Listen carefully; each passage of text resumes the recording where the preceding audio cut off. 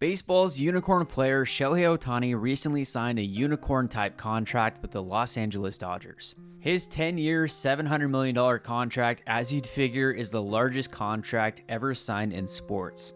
And it beats out the prior largest contract in baseball with Mike Trout's $426.5 million by a cool 64%. But it is not just the dollar figure that makes this a unicorn-type deal. There are small details throughout the contract that we'll get into that you do not see every day. And while yes, every fan base is upset that their team didn't sign Shohei Ohtani, but even with this contract, with all of the deferred money, there are maybe a handful of teams that this realistically would have worked out for. So to start, of that $700 million contract, Shohei has decided to defer $680 million until after year 10 is over. That means that in year 1 through 10, Shohei will receive just $2 million from the Los Angeles Dodgers, and then in years 11 through 20, he will receive $68 million per year. That's right, he's deciding to defer 97% of his overall contract until year 11. There's two main reasons why he might be doing this. Number one, we'll look at his personal income. Number two, we'll look at the Dodgers payroll. But first, a quick reminder to please like and subscribe to the Couch GM if you're a fan of this type of content. Now, let's get into it. To start, there are no limitations in baseball on how much of a contract you can defer. And deferred payments in baseball are relatively common, but this amount, of course, is higher than usual. So first off, looking at Ohtani's income, there is no player in baseball that's making more off the field than Ohtani. In 2023 alone, it was estimated that Shohei made between $40 and $50 million off the field from partners in the US and Japan, including brands New Balance, Fanatics, and Seiko. And his off-the-field revenue will likely continue to increase the more often he is in the playoffs, another reason for him to be going to a team that wants to win consistently. The next highest endorsed baseball player, Bryce Harper, with close to $7 million in 2023. Ohtani made off the field more than 6 times what Bryce Harper did. Because Ohtani makes so much money off the field, he's not worried about making a ton of money on the field right now. Also, by deferring the money beyond the time in which he's actually playing in the state of California, he will still have to pay the US federal taxes on the deferred money.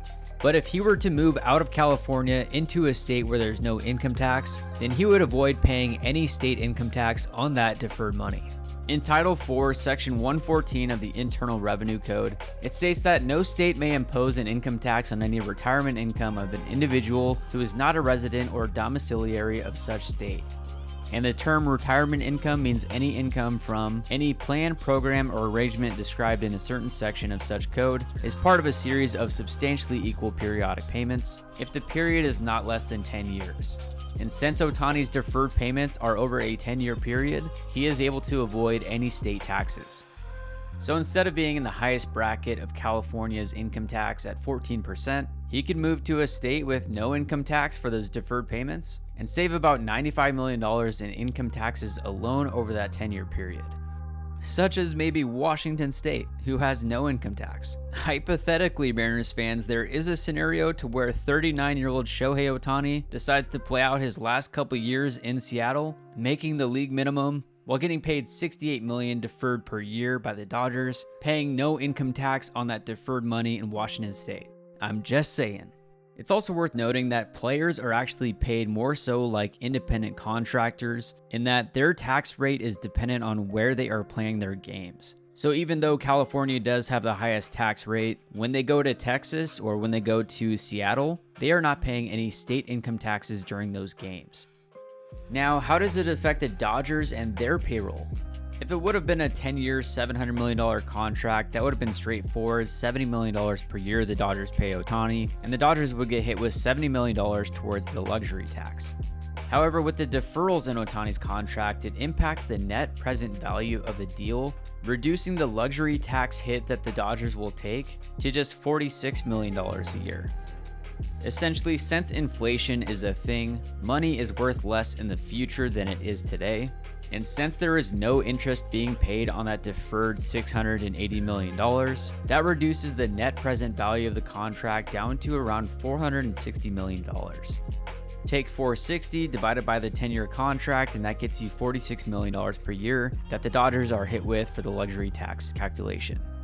In case you didn't know, the luxury tax or the competitive balance tax is baseball's version of trying to control the max amount of salary a team can hold. And so unlike the NFL or the NBA to where they have a salary cap, in the MLB there's a tiered system. If you go above the competitive balance tax threshold, then you pay a certain percentage of taxes on all overages, depending on if it's your first, second, or third consecutive year above the threshold, and also depending on how much above the threshold you go. So with the amount of deferred money in Shohei's contract, it reduces the hit that the Dodgers will take on the competitive balance tax, meaning that this allows them to go out and spend more money on more players to make the team better. Which is why shortly after they were also able to sign Japanese free agent Yoshinobu Yamamoto to the largest contract an MLB pitcher has ever received, all before even throwing a single pitch in America. And another interesting caveat to this is that with deferred payments, a team's luxury tax calculation is only affected during the length of the contract. So the Dodgers during those first years are hit for $46 million with the luxury tax, and then those second 10 years in which the deferred payments are being paid out, this Ohtani deal will have no impact on their luxury tax for those years. Now you might be thinking, well, why didn't any other team do this? I mean, technically the Dodgers are only paying Ohtani $2 million per year the next 10 years, right? Well, yes, but no. Starting in 2024, Ohtani will earn $2 million in salary and $68 million in deferred payments. By July 1st, 2026, the Dodgers will have to show the league how they plan to fund the $68 million that will come due in 2034. The collective bargaining agreement requires that only the present value be funded. And so from 2026 until the end of the contract, the Dodgers will have to pay Ohtani his $2 million salary, plus show the league that they have another $46 million set aside per year that will theoretically be worth the full $68 million deferral payment when it comes due. So while initially it would seem that any team could go and do this, the type of franchise that commits to a deal like this still needs significant assets, and to be able to fund the contract in the short term. Now shifting out of the numbers side of this contract, some of the additional details are that there is a full no trade clause throughout this entire deal. And while initially reported that there were no opt-outs in Shohei's contract, Shohei will have the ability to opt out at the end of the season if either Mark Walter is no longer the controlling owner of the Dodgers or if President of Baseball Operations Andrew Friedman is no longer with the team. So this right here is a smiling image of job security for the next decade. When you take the present value of Shohei's contract at around $460 million into account, now looking back at the biggest contracts in MLB history, things line up a bit more evenly. $460 million compared to $426 million isn't nearly as drastic of a difference, and word on the street is that if there were no deferrals as a part of Shohei's contract, then likely his number still would have been bid up to around $500 million, but a single team would not be able to take a $70 million hit on the luxury tax just for one player, so his contract would not have been $700 million without the deferrals.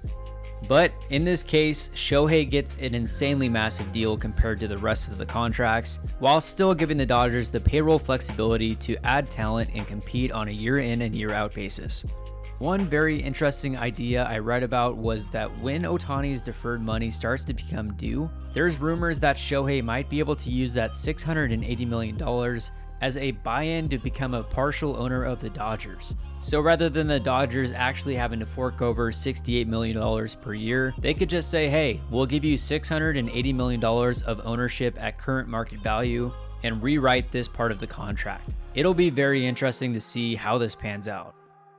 Thank you for watching, and make sure to like and subscribe for more content like this, and let me know your thoughts in the comments below on Shohei's unique contract.